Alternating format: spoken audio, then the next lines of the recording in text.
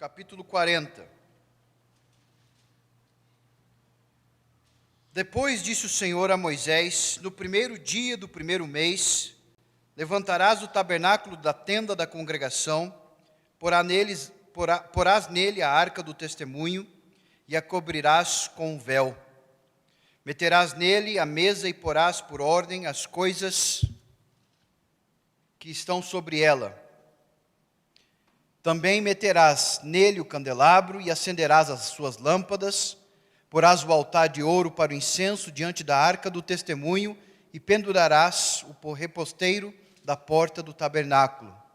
Porás o altar do holocausto diante da porta do tabernáculo da tenda da congregação. Porás a bacia entre a tenda da congregação e o altar e a encherás de água. Depois porás o átrio ao redor e pendurarás o reposteiro à porta do átrio. E tomarás o óleo da unção e ungirás o tabernáculo e tudo o que nele está, e o consagrarás com todos os seus pertences, e será santo. Ungirás também o altar do holocausto e todos os seus utensílios, e consagrarás o altar, e o altar se tornará santíssimo. Então ungirás a bacia e o seu suporte, e a consagrarás. Farás também chegar Arão e seus filhos à porta da tenda da congregação, e os lavarás com água. Vestirás Arão das vestes sagradas, e o ungirás, e o consagrarás para que me oficie como sacerdote. Também farás chegar seus filhos, e lhes vestirás as túnicas, e os ungirás como ungiste seu pai, para que me oficiem como sacerdotes. Sua unção lhe será por sacerdócio perpétuo durante as suas gerações. E tudo fez Moisés, segundo o Senhor lhe havia ordenado, assim o fez. No primeiro mês do segundo ano, no primeiro dia do mês, se levantou o tabernáculo. Moisés levantou o tabernáculo e pôs as suas bases, e armou as suas tábuas, e meteu nele as suas vergas, e levantou as suas colunas, estendeu a tenda sobre o tabernáculo, e pôs a coberta da tenda por cima, segundo o Senhor ordenara a Moisés. Tomou o testemunho e o pôs na arca, e meteu os varais na arca, e pôs o propiciatório em cima da arca, introduziu a arca no tabernáculo, pendurou o véu do reposteiro, e com ele cobriu a arca do testemunho, segundo o Senhor ordenara a Moisés. Pôs também a mesa na tenda da congregação, ao lado do tabernáculo, para o norte, fora do véu.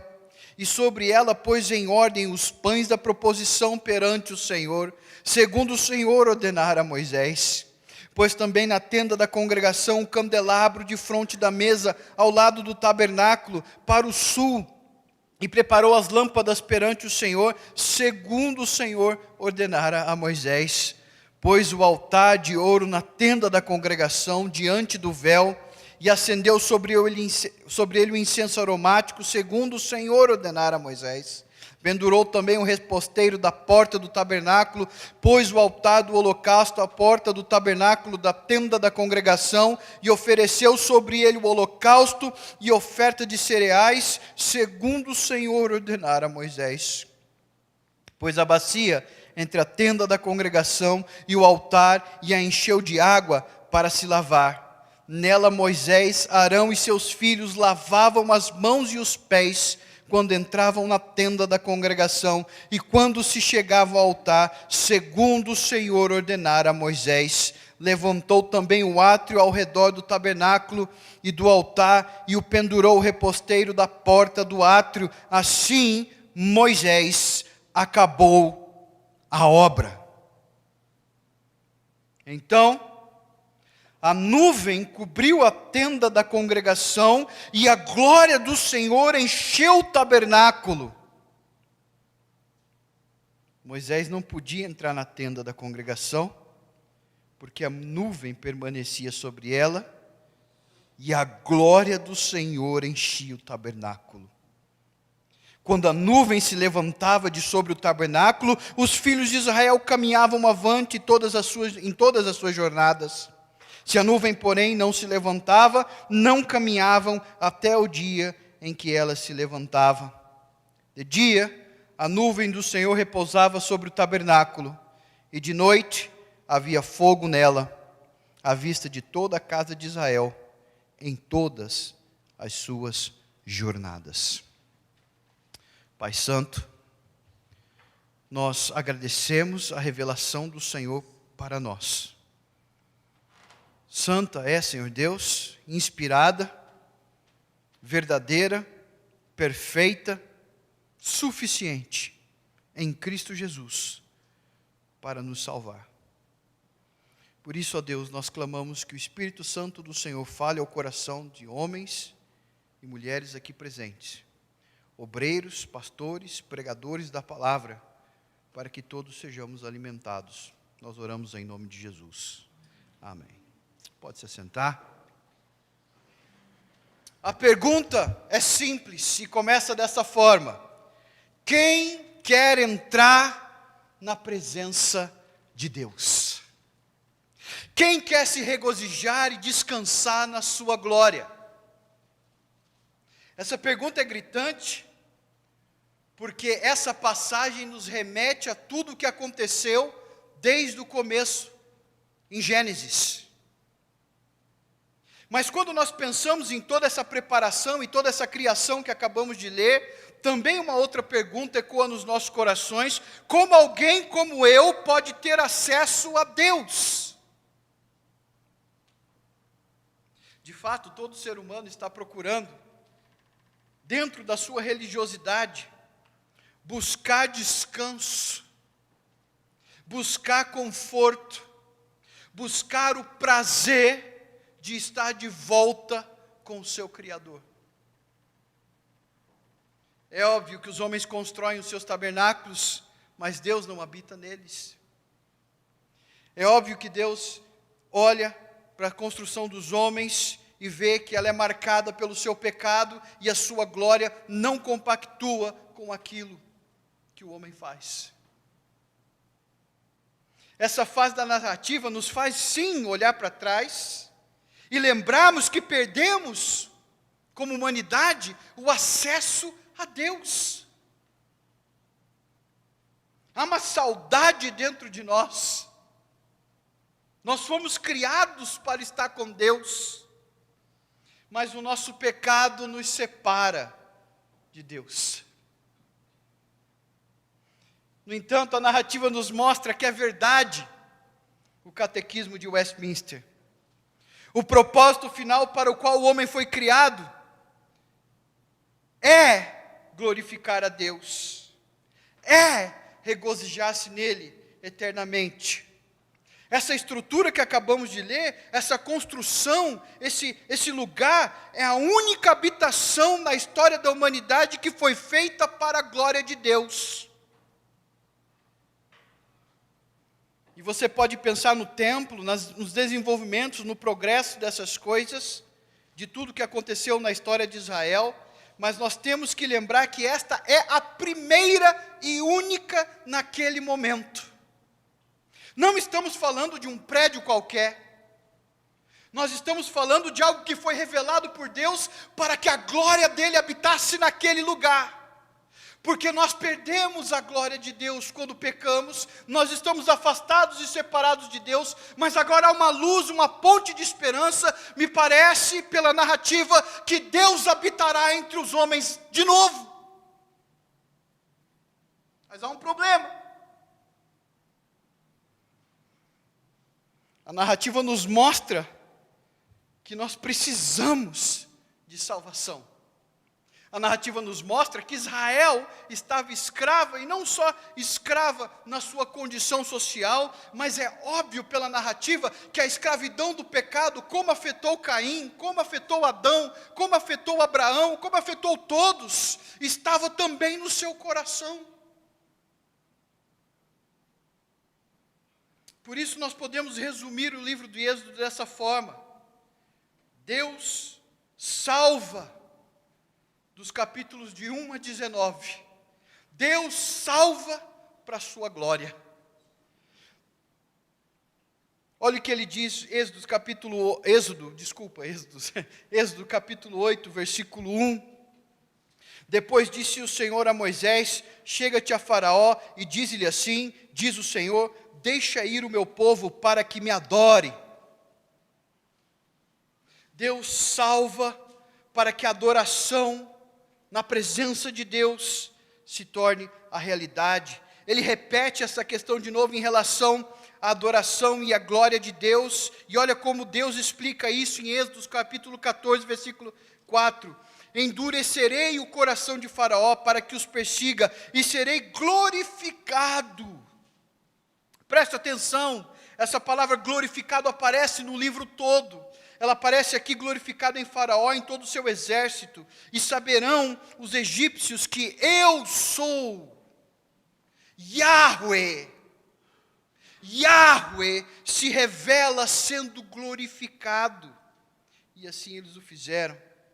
Em Êxodo capítulo 15, versículos de 11 a 13, depois que o povo de Deus passa pelo Mar Vermelho, essa é a canção que é cantada por Moisés. O Senhor e ele pergunta: ó Senhor, quem é como tu entre os deuses? Quem é como tu, glorificado em santidade, terrível em feitos gloriosos? A palavra aparece novamente.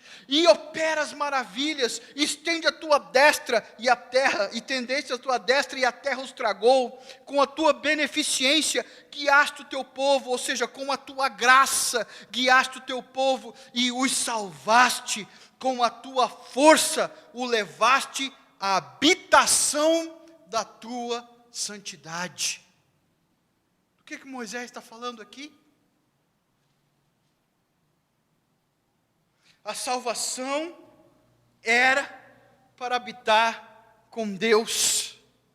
Por isso, dos capítulos 20 ao 24, Deus fala. Deus salva, Deus fala. Ele fala e faz uma aliança com o seu povo, ele separa o seu povo, ele santifica esse povo para a sua glória. Esse povo vai ser a luz das nações. Eles têm um código moral, uma santidade, uma ética, uma separação pela graça de Deus que é inigualável em nenhum outro lugar, em nenhuma outra nação. E ele diz para eles o seguinte: do Monte Sinai, o Senhor falou estas palavras: eu sou o Senhor, Yahweh, eu sou o teu Deus, que te tirei da terra do Egito, da casa da servidão. Não terás outros deuses diante de mim, não haverá glória para outros, não haverá nenhum tipo de glória para outros. Eu sou o Senhor, eu sou o Deus que fala. E quando eu falo, eu santifico. Quando eu falo, eu salvo. Eu sou o Senhor que santifico e falo pela aliança que eu tenho contigo. E dentro desse contexto, Deus manifesta a sua glória. Êxodo 24, 16 a 17. E a glória do Senhor pousou sobre o Monte Sinai, e a nuvem cobriu por 6 dias, e o 7º dia do meio da nuvem chamou a Moisés. O aspecto da glória do Senhor era como um fogo consumidor no cimo do monte, e aos olhos dos filhos de Israel, eles começaram a contemplar a glória do Senhor. Eles viram a glória do Senhor na salvação, eles viram a glória do Senhor na sua revelação, na palavra, eles ouviram, e agora, pela sua graça, eles veem. E a partir do capítulo 25, começa a construção daquilo que acabamos de ler. Deus comanda a construção do tabernáculo. Deus comanda a construção do tabernáculo, mas o povo troca a glória de Deus mais uma vez, por causa do pecado, pela criação, e cria-se então um ídolo. Mas no capítulo 33 e 34, Deus perdoa, Deus restaura. E o símbolo dessa restauração é o cumprimento do símbolo da aliança, logo no começo do capítulo 5. O descanso que o povo terá em Deus, mais uma vez, é estabelecido. O sábado é o descanso, o símbolo da aliança neste contexto. Êxodo 35, de 1 a 3, tendo Moisés convocado toda a congregação, isso depois do perdão dos filhos de Israel, depois de Deus ter falado com Moisés sobre aqueles diálogos, a intercessão, a necessidade de um mediador, depois de tudo isso, depois do pecado ter atrapalhado, novamente, agora vamos recomeçar a construção. Mas no começo da construção, Deus diz: descansem. Vocês vão trabalhar 6 dias, mas no 7º dia, esse será para o Senhor. Esse será solene ao Senhor. Quem trabalhar nele, morrerá. Deus recomeça a construção do tabernáculo com uma recriação. Nós vemos aqui o padrão da criação mais uma vez. A parte exterior do tabernáculo representa a nossa habitação. E à medida que nós entramos para dentro da tenda e para dentro do Santo dos Santos, esta é a realidade celestial.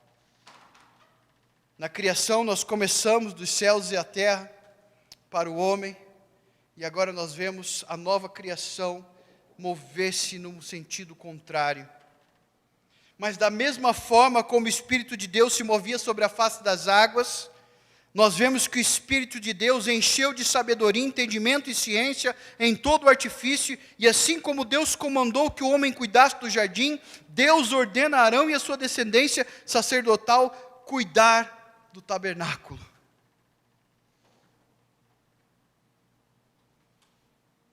E até a roupa desse sacerdote era feita para vislumbrar a beleza e a majestade de Deus em seu mediador. E no fim de tudo isso, assim, Moisés viu, no versículo 43 do capítulo 39, viu, pois, Moisés toda a obra, e eis que tinham feito segundo o Senhor havia ordenado, e assim a fizeram, e Moisés os abençoou. Agora leiam comigo Gênesis 1, 31, de 2 a 4, e vejam a semelhança. Viu Deus tudo quanto fizera, e eis que era muito bom.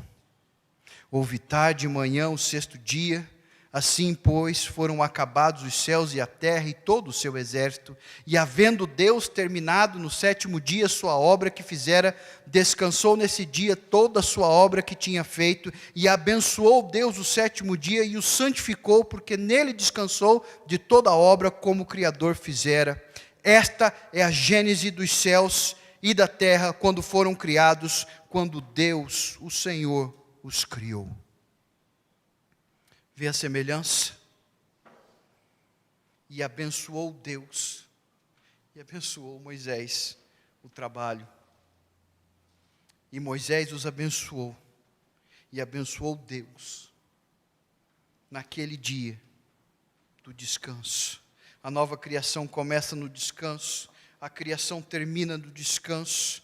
A criação é feita para a glória de Deus, e esse padrão aparece no capítulo que lemos.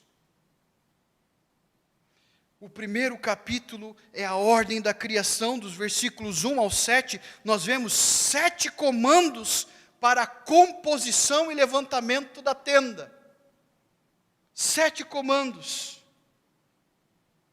Levantarás o tabernáculo, porás nele, tudo isso é uma composição.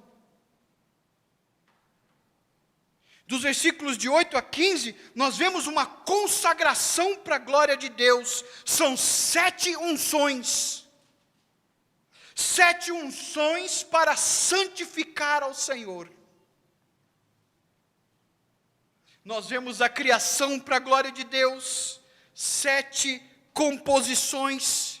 Nós vemos a consagração para a glória de Deus. 7 unções. E nós vemos agora no final 7 execuções, a execução para a glória de Deus. Olha o que Deus fala sobre Moisés. Ele estendeu a tenda, e no versículo 19 ele diz: e Moisés fez de acordo com a palavra do Senhor, ou como o Senhor ordenara a Moisés. Versículo 23, como o Senhor ordenara a Moisés. Versículo 25, como o Senhor ordenara a Moisés. Versículo 27, como o Senhor ordenara a Moisés. 29, 32 e no versículo 33, olha o que diz a palavra do Senhor. Levantou também o pátio ao redor do tabernáculo e do altar e pendurou a coberta da porta do pátio. Assim, Moisés acabou a obra. Sim, tudo foi armado, a criação ali manifestada, a criação diante dos olhos deles, uma nova criação, porque nós fomos criados para habitar com Deus, agora uma nova criação, onde Deus vai habitar com seu povo novamente. E quando isso acontece, a nuvem cobriu a tenda, e a glória do Senhor veio ao tabernáculo, e agora, meus irmãos, Moisés não consegue entrar na tenda.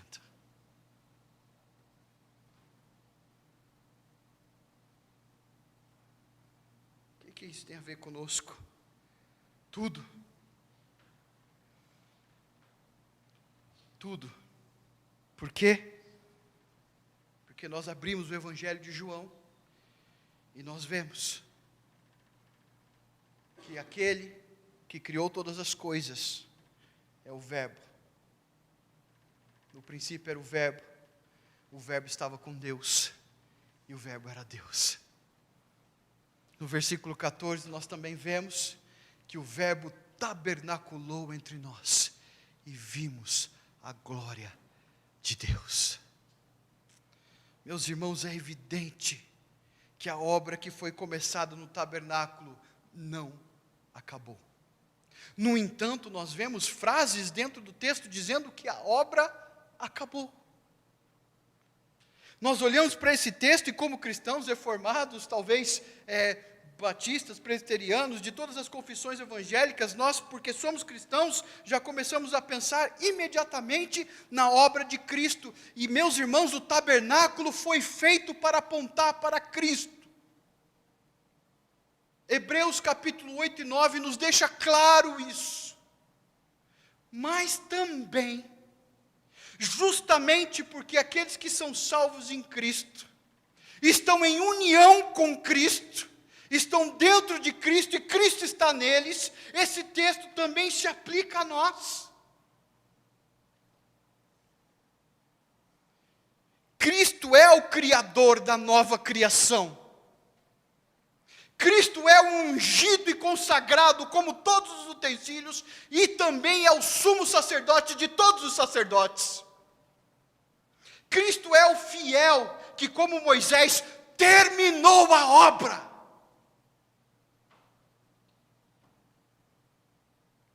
No auge, no cume da propiciação, ele clamou: está consumado.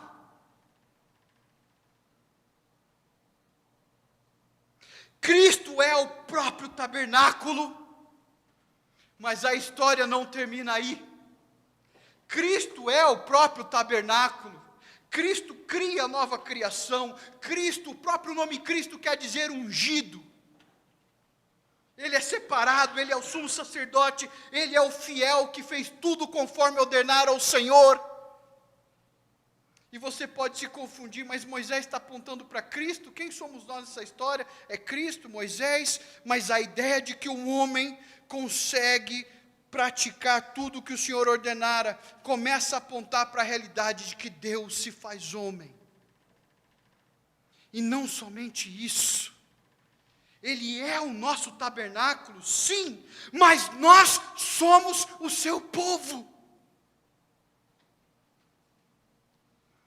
O apóstolo Pedro diz que nós também somos um edifício sendo edificado para a glória de Deus.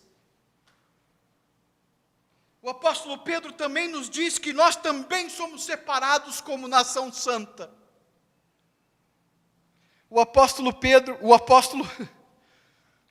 Paulo nos diz também, como Moisés não conseguiu entrar na tenda, que aquele que começou a boa obra também terminará em nossas vidas. Nós já estamos unidos com Cristo, mas vamos olhar a realidade como ela é. Nós estamos unidos com Cristo, mas ainda havemos de ver Ele em toda a sua glória. Nós recebemos dos benefícios da sua obra, do seu tabernacular, nós recebemos do sacrifício que nos leva a ter um acesso a Deus, mas vamos ser realistas, nós ainda não vimos toda a sua glória, nós estamos esperando a revelação da sua glória completa. Nós, como povo de Israel, precisamos da presença dEle no meio de nós, é Ele que nos guia para a Nova Jerusalém. Assim como a glória guiava o povo, nós também temos a promessa, e eis que estarei convosco até a consumação dos séculos. Por fim, meus irmãos, se há essa fusão entre o povo de Deus e o tabernáculo de Deus, nós podemos nos lembrar com essas palavras, em que última instância, a palavra de Deus em Apocalipse 21, de 22 a 25, vai dizer, de 21, versículo 22, até capítulo 22, versículo 5, nela vi o santuário, porque o seu santuário é o Senhor, o Deus Todo-Poderoso. Quem? O Cordeiro.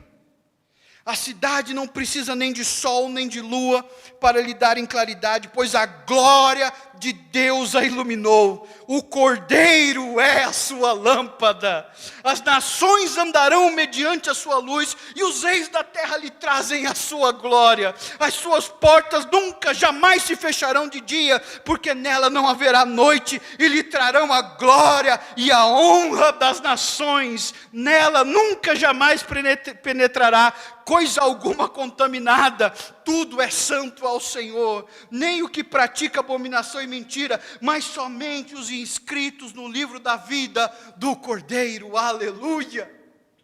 O povo de Deus, cabalmente convidado a participar e gozar da glória eterna. Em Cristo, meus irmãos, nós encontraremos o nosso sábado eterno. Em Cristo nós vamos encontrar toda a nossa alegria. Em Cristo nós seremos completamente transformados de forma gloriosa, meus irmãos. E o que é que isso tem a ver com as nossas vidas agora? O texto continua: então me mostrou o rio da água da vida, brilhante como cristal, que sai do trono de Deus e do Cordeiro. No meio da sua praça, de uma outra margem do rio, está a árvore da vida. Nós voltamos para o Gênesis, que produz 12 frutos, a árvore do bem e do mal. Aqui é a árvore da vida, dando o seu fruto de mês em mês, e as folhas da árvore são para a cura dos povos. Aquela árvore matava, aquela árvore era maldição, naquela madeira Cristo foi crucificado, mas esta árvore traz cura para os povos. Nunca mais haverá qualquer maldição, nela estará o trono de Deus e do Cordeiro, os seus servos o servirão, contemplarão a sua face, e na sua fronte está o nome dele. Já não haverá noite, nem precisam eles de luz de candeia, nem da luz do sol, porque o Senhor brilhará sobre eles, e reinarão pelos séculos dos séculos. Meu querido irmão, Deus nos chama a compor, a trabalhar, porque Ele está edificando através de nós um edifício para a sua glória. Cristo completou a sua obra, e através de nós Ele completa a obra do seu reino. Nós somos o povo que Deus separou para habitar no meio de nós. Cristo já habita no meio de nós, mas nós não vimos completamente a sua glória. Isto ainda nos é uma promessa, porque Cristo cria, você é nova criação. Você é templo edificado para se alegrar no descanso eterno da presença de Deus. Porque Ele é ungido, você é ungido para a obra de Deus. E você trabalha nessa criação. Porque Ele terminou a obra, um dia você também terminará a obra, porque Ele está conosco.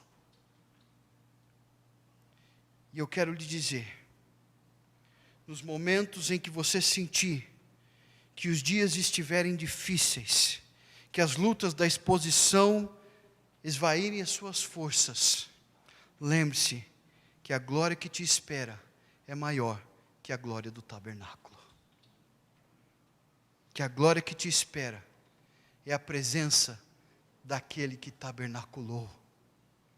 Que a glória que te espera é a glória dos santos e separados por Deus para a sua glória eternamente. Eu não sei qual dificuldade, quais têm sido as intempéries do teu ministério, mas eu quero dizer, Deus habita contigo. E que o Senhor nos abençoe. Vamos orar. Somos gratos, ó Deus, pela sua palavra.